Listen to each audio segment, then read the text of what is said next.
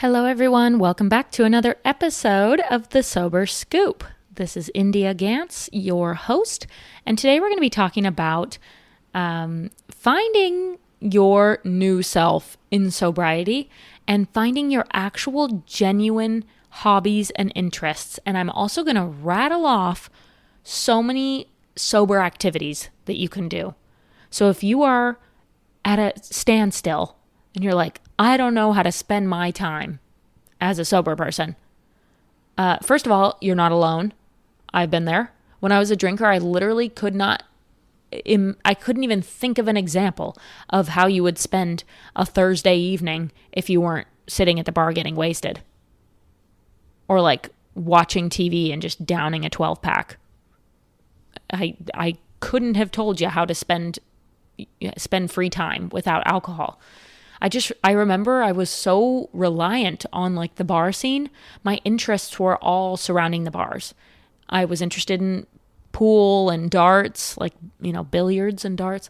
I was interested in Golden Tee, the video game that they have at the bar.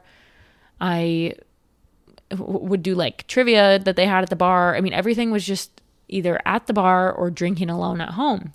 Those were my activities. I just loved to drink, and all of my interests surrounded alcohol. So I would say that was actually a very intimidating factor when I considered sobriety. It's like, I don't know how to be sober. I don't know how to fill my time as a sober person. But don't worry, you learn.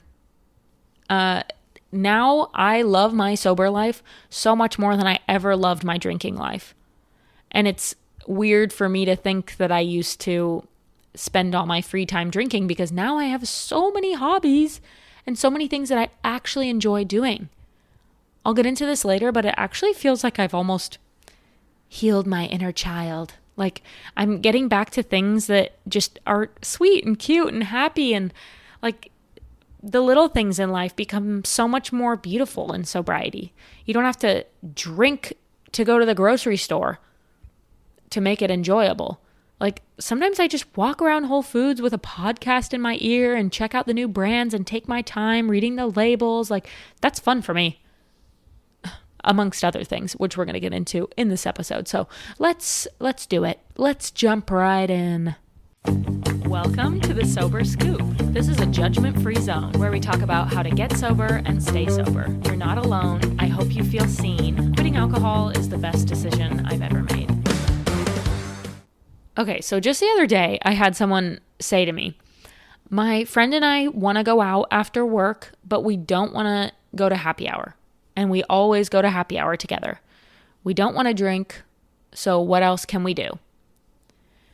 First of all, okay, I'm going to rattle off so many different ideas, so get your notepad out and get ready, because this is going to be a juicy one with lots of good tips. But if you guys like to do happy hour and you don't want to drink, there are some pretty bougie mocktails out there. So that's always an option. If that's what you enjoy doing, is like sitting around and having a drink, there are mocktails. So you can still go out with that person. But I get that like the muscle memory of like going to a bar, it's just like, a lot of people don't want to do that in sobriety, or like if you're trying not to drink. Anyways, this person texted me, what can I do with this friend who all we do is go to happy hour? What else can I suggest we do? So this is what I said to them. I said, you can go get mani-pedis. What a cute thing. You get pedicures and, you go and you pick out the colors and you sit in the chair and go ahead and get that extra $12 like scrub and stone massage thing that they offer. Like, why not? Instead of spending $50 on alcohol, go get a pedicure and get the little added bonus stuff that they have to offer. Like that's kind of the fun thing about sobriety is it's like, why not? Yeah, I'll do the extra little add-on. Why not? And it makes it feel special. It makes it feel like an experience. So I suggested to go get mani-pedis.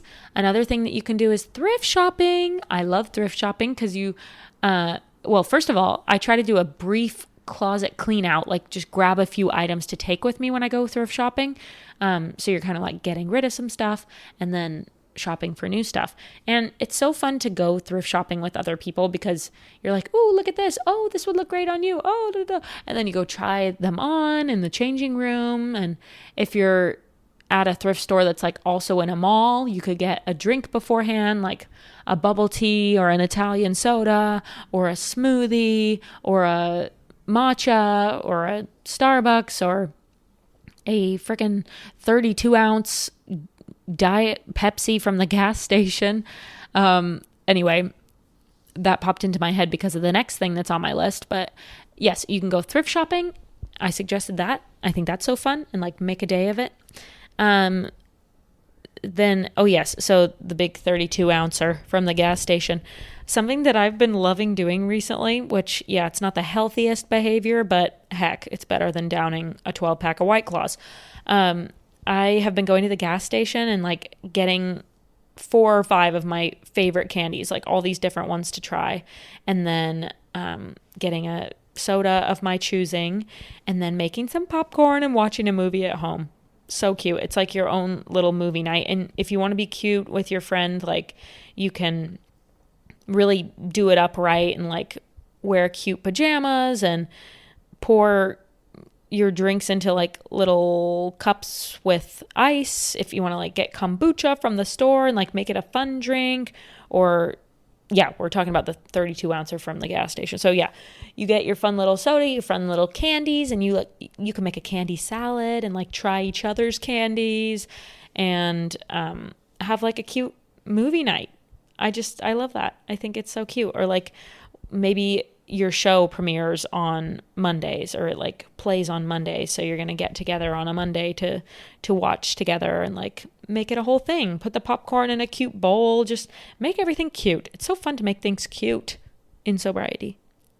Another thing that I suggested, speaking of cuteness, is I said to go to Paint the Town, which is like the local spot here in the Seattle area, but every city's got one of these. It's a pottery place, so you pick out your pottery and then you paint it. And it's so fun to do and like very soothing. I swear it is like therapy painting on these pieces of pottery. All the thoughts leave your mind. And if you're going with a friend, like you guys can just yap the whole time and have a wonderful time and make cute little pottery to have for your house. It's so fun. And then when you pick them up, you can have another little get together because they have to put them in the kiln and then it takes a while. So yeah, you have to like go pick them up again so you can make a little day of that. But there are so many little fun, cute activities like that. You could also find which day the farmer's market is.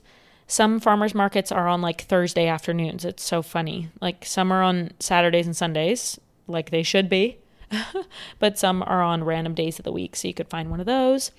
You could also look up where they're doing live music in your area through the community blog, or like just paying attention when you go out places. There'll be like signs or little posters and stuff.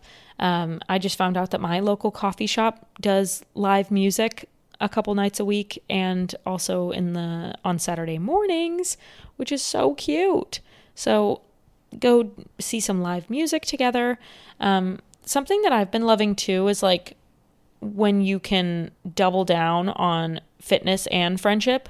So instead of just meeting somebody for a drink like you would when you were a drinker and you just sit there and talk, you can get fit while you do that. So I have been loving meeting a friend at the beach and going for a walk. So we'll walk and just catch up. It's basically like you're sitting at the bar, but you're also getting your steps in. And then like I love going to this bubble tea place. I get a mango smoothie with boba. It's so good. Oh my God. So we'll walk all the way down there, get the smoothie, turn around, walk back. And it's like you just had a nice 2-hour conversation and a really long walk. You got your steps in for the day. You got some sunshine. You got a yummy little sweet treat. I just think that's so fun to do. And piggybacking off of that, speaking of fitness, you could also do a fitness class together. Like sign up for a Pilates or a bar or one of those, I don't know, like F45 classes. Do like a fun, cute class together and then get coffee afterwards, or get acai bowls afterwards. I love that stuff. I mean, to me, this stuff excites me so much more than sitting in a bar and having drinks together and just talking. Like, there's so much to do in life. There is really so much to do. And the cool thing about sobriety is you learn your interests. This has been something that I've been enjoying so much, and why I say that it like heals your inner child, because you like remember what actually makes you happy. So I've been playing a lot of beach volleyball and a lot of golf. And I just remembered, like, I am a sporty girl. I always have been a sporty girl. I was an athlete growing up, and I feel like that just wasn't a priority in my life, because fitness in general, when you're a drinker, it's like, it's never an actual interest of yours, right? I mean, whenever I would work out, it was like I'd really have to force myself to do it. And it would have to work around my drinking schedule, because they say that if you drink 2 hours after working out, you may as well not have done the workout or something. And then also, like, you don't want to be hungover. And then, you know, you don't want to do it too close to when you're drinking. There were so many calculations that went into my mind with fitness, to where, I mean, even like if I was starting to drink at 2 or 3 in the afternoon, the volleyball that I play these days starts at 6:30 or 7:30. So I would have been drinking for 4 hours before the volleyball. No, that's just, I wouldn't go to the volleyball. Drinking would take priority. So now I let my physical fitness and sports and hobbies take precedent over drinking a substance. Like, come on. So yeah, I've just gotten in touch with what I love. I love beach volleyball. I love golf, and I've been doing it a lot. I also love being at home and like rearranging my apartment. I love walking around Home Goods. That's a fun thing to do with a friend too. Yeah, with all that, I'm just thinking about this list and how it's all kind of like actually doing something. And I think that's one of the hardest adjustments in sobriety, is that you're not that chill with just chilling. Like, it's a lot easier to just sit on the couch and do nothing by yourself or with somebody else if you have a glass of wine in your hand. Like, alcohol makes doing nothing a lot more enjoyable. And so when you remove the alcohol, you actually do activities, and you seek stimulating situations. Like, we're not chill with just sitting around and doing nothing. And so, yeah, you do find out what you like to do.